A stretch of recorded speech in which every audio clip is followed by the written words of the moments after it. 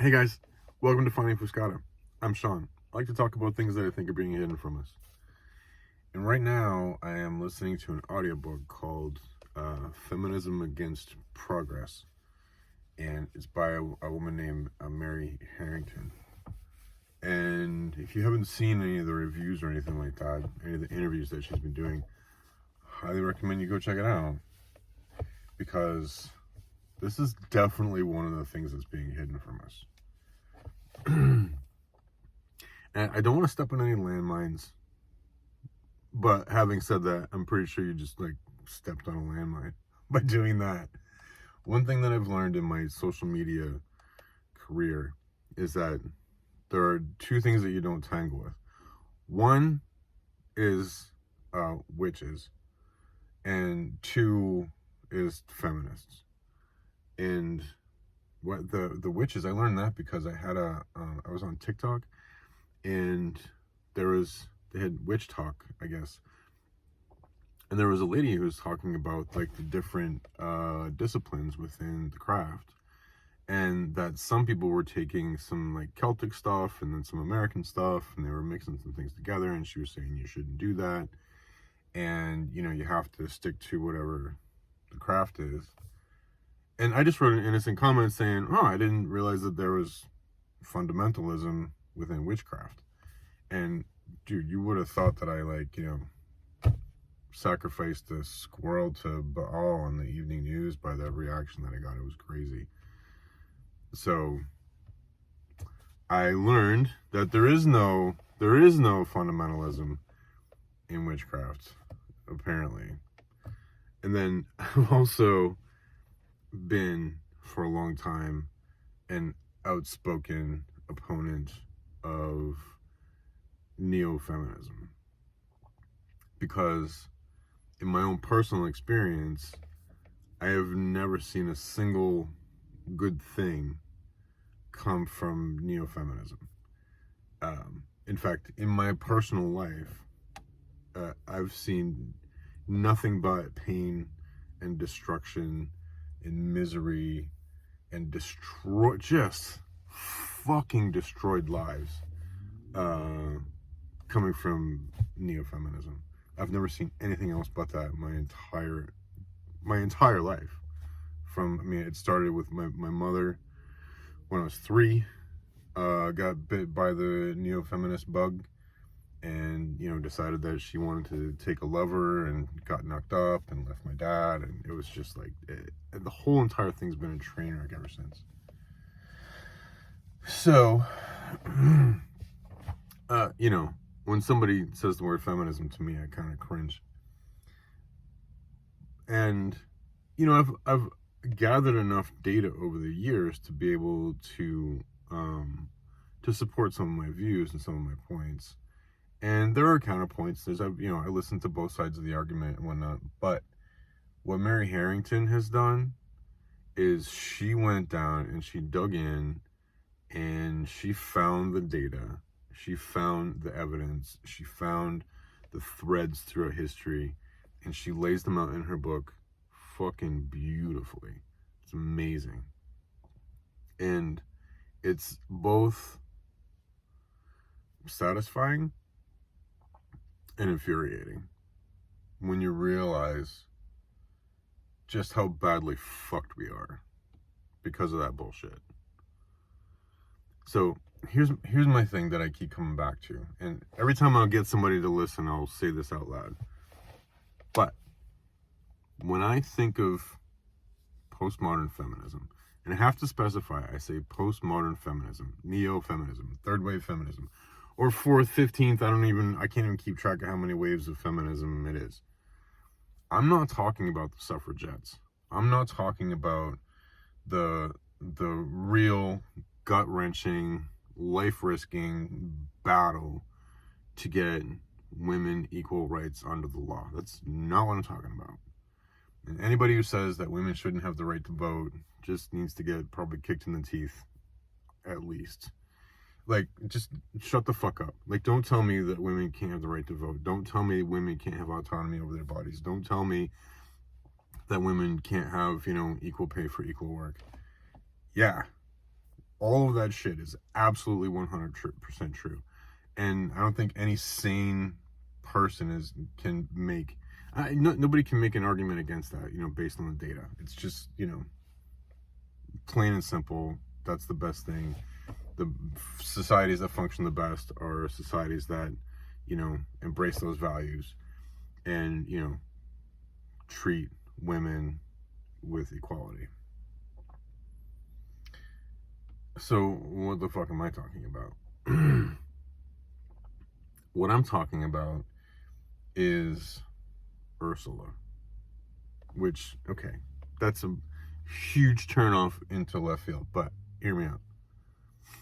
In my view, when somebody talks to me about neo-feminism or, postmodern feminism or whatever you want to call it, I picture Ursula from the Little Mermaid. Yeah, that Ursula. Because what Ursula embodied, in my mind, was that subtle, enticing lie of feminism.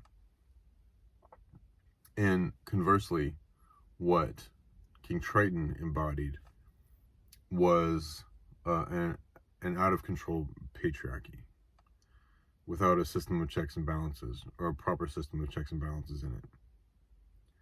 So, I mean, I've made other videos and I talked about this, and I've got like a whole theology almost, based around the Little Mermaid, and I'm always working on it and tweaking it. But one of the things that Mary Harrington talks about in her book is how things changed during the Industrial Revolution, and how before the Industrial Revolution, women were, homemakers, but that we, in our modern mind, we've confused the image of a homemaker with what it actually was. So when I say a homemaker, you may think of like, the 50s version of a homemaker, or the 40s or the 60s version of a homemaker.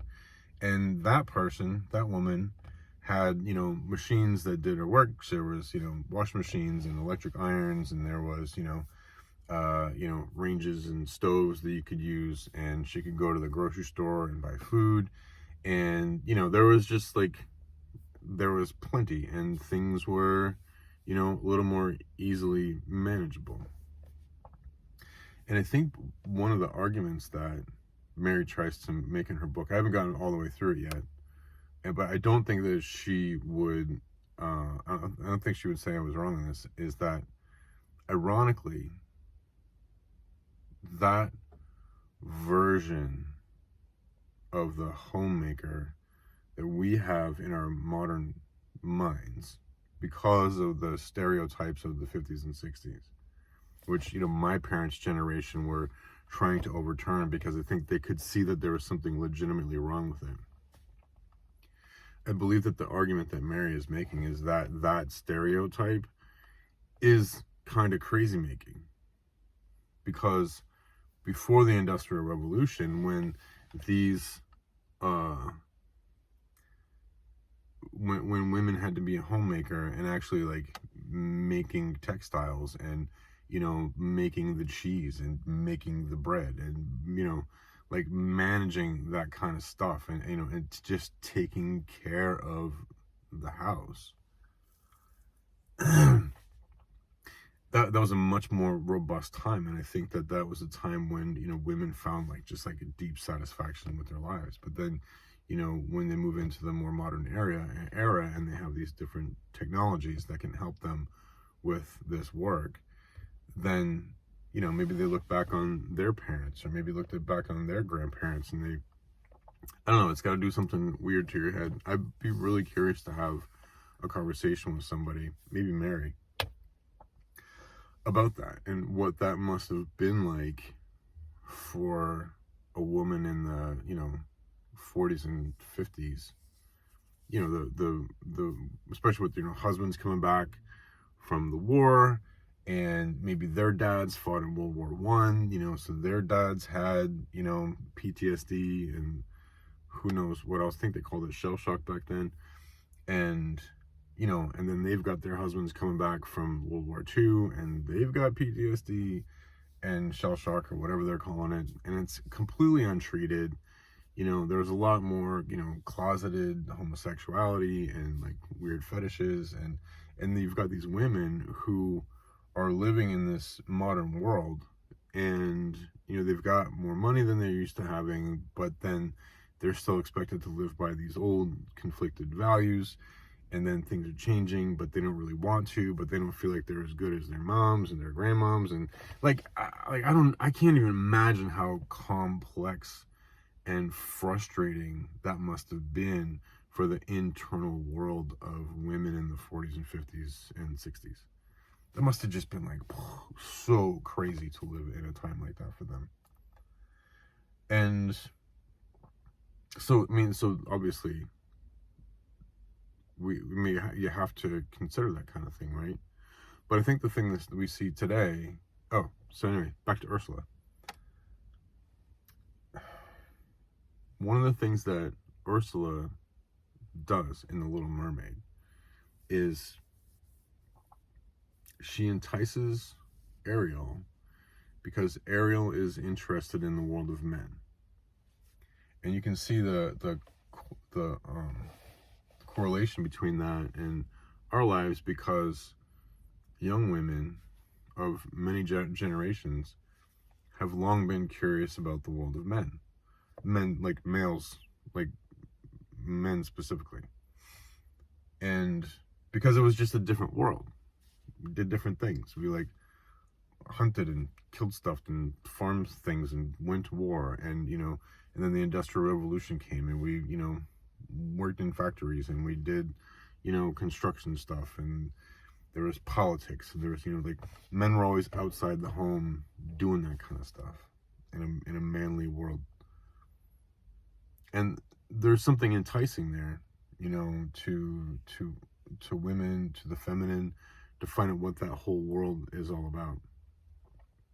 And there's also a fantastical element that comes along with it, where you tend to romanticize the thing that you don't know but you're curious about, right? So in The Little Mermaid, Ariel, she went to go see Scuttle the seagull, and she'd bring like a fork or a pipe or whatever, and he'd make up some bullshit about what the thing was.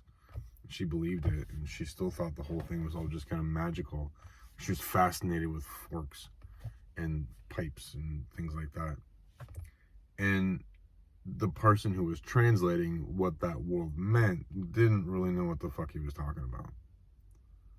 And so you can see that in when a generation of younger women was curious about entering the world of men, there are things that are being explained to them that just are bullshit, about how the world of men works.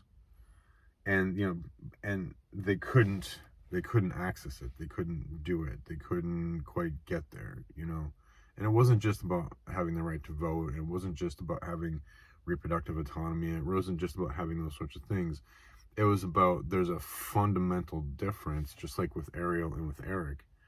Ariel comes from the water, she's a water creature. Eric comes from the land, he is a land creature. They're fundamentally different creatures that want to find some way to figure out how to coexist. And if you remember too, that I don't want to go too far on a tangent, but the water represents chaos and the feminine energy and the feminine aspect. And I'm not saying that women are chaotic, just shush, know what I'm saying? But feminine energy, the feminine aspect, of when you're talking about the Tao and the yin and the yang, one is more orderly and one is more chaotic. But then the chaotic blossoms into order, and then the order, denigrates into chaos, and they go back and forth. And that's what I'm talking about with the feminine, is it is that chaotic thing. And the water represents the chaos, and the land represents the order. and it is, you know, a place of government and cities and infrastructure, and it's a man's world where they've, you know, subdued the land and made it do things that they wanted to do through like vision and foresight and planning, just raw strength of will, right? And the two of them meet, and Ariel's curious about that world, but she knows nothing about it. All she knows is that she wants to go on the shore and meet this man that she thinks that she's in love with. So she knows her dad's not going to do it, because her dad is struggling with his own, you know, he's got a patriarchal system that he's running, and he's got some tyrannical tendencies because he has some growth to do in his character arc, but we're not going to get into that right now. So what does Ariel do? She goes to the sea witch. And she doesn't seek out the sea witch. Remember, there was Flotsam and Jetsam, those two eels that came to her. And the eels are like those, they represent like the earworms. They're like the idea that you get in your head. It's like, ooh, I think I could do this. Ooh, I think I could check this out. Ooh, I think I can handle this. You know? And so she follows them, you know, and despite her friend's best advice. And there's lots of symbology in Sebastian the crab and in Flounder the fish, but I'm not going to go down that road either just yet. But because she goes to the sea witch, and what does the sea witch tell her? The sea witch says, well, first of all, if you watch that, when she goes into the sea witch's cave, there's those little green, slinky creatures that are trying to stop her. And you think they're trying to grasp her, but in the end, you realize that those are people that had previously made deals with the sea witch and that had to give up something of themselves and completely lost themselves. You know, they don't even have mouths. They lost their voice. They lost their soul. They lost their vitality completely because they had sold their soul to the sea witch. And then, but when Ariel goes and talks to the sea witch, Ursula, she says, yeah, I can make you human. Sure, absolutely. But what's the price? Your voice. The price is your voice. You don't get to speak. You don't get to speak against me. You don't get to speak against this. You don't get to tell anybody about this. You don't get to tell the truth. You cannot tell the truth about who you are, and what you are doing, and what you are trying to achieve. You lose that shit when you sign the contract with the sea witch.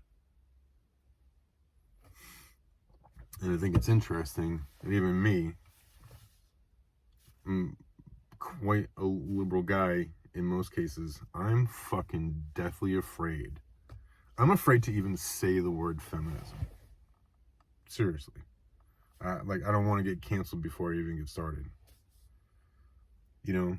And I know that, you know, Mary's book is speaking out loud and clear against feminism, what postmodern feminism has become. And dude, she's going to get canceled hard. Hard. The only way that she's allowed to get away with it is because, you know, she was a lesbian. Is a lesbian? I don't know how that works. But she lived as a lesbian for a long time, and now she's like married and has a kid, you know, married to a guy and has a kid.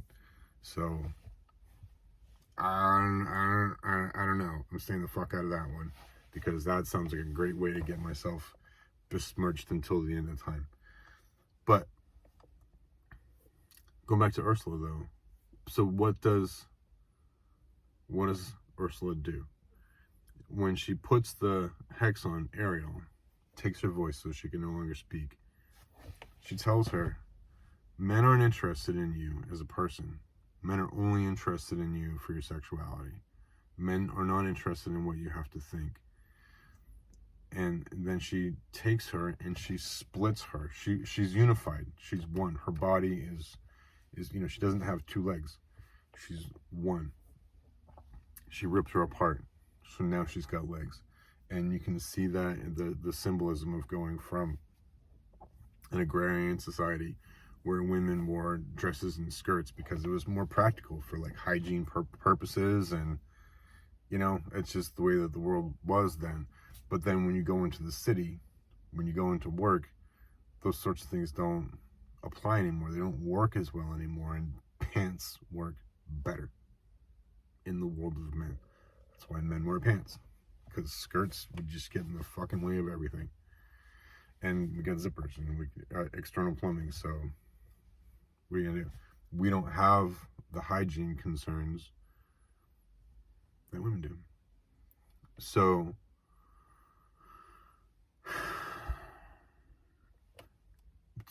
I think that it's worth looking at that kind of stuff. Looking at take a look at the Little Mermaid, and take a look at how the symbolism in that movie correlates to the things that we see in the world. Think about how the lies that Ursula told to Ariel are similar to the misperceptions that some people obtain when they subscribe to postmodern neo-feminist ideologies. Can I say that without getting canceled? I don't even fucking know. But I mean, it seems like a 1-for-1 from where I'm standing, you know. But getting back to the book, though, I think it's a fantastic book that does a really, really good job of taking an objective look at it. And really, she's probably one of the few, like a very select few people in the world who could actually get away with it. You know, who could write these things and not be just completely lampooned.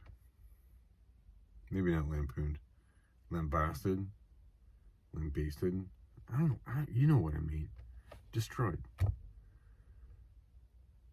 Anyway, so those are my thoughts for the day. I would love to hear what you guys think about the whole Ursula, feminism, you know, Triton, patriarchy, all that kind of stuff.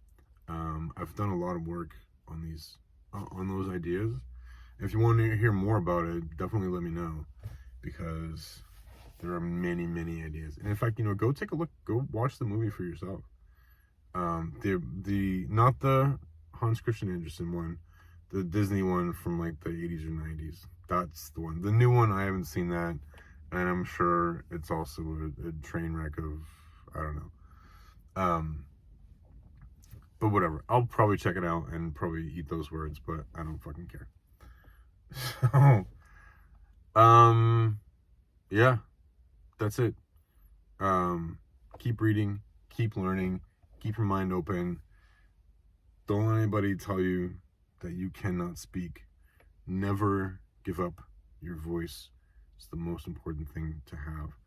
Like Jordan Peterson says, you can't learn, you can't become better unless you have the right to risk making mistakes.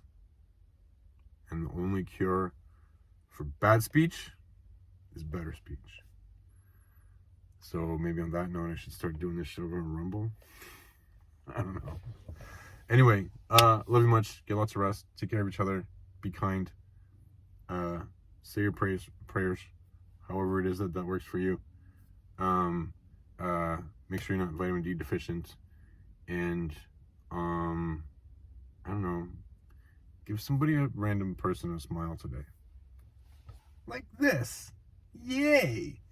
Like, share, subscribe, and the doobly-doo. Love you much. See me soon.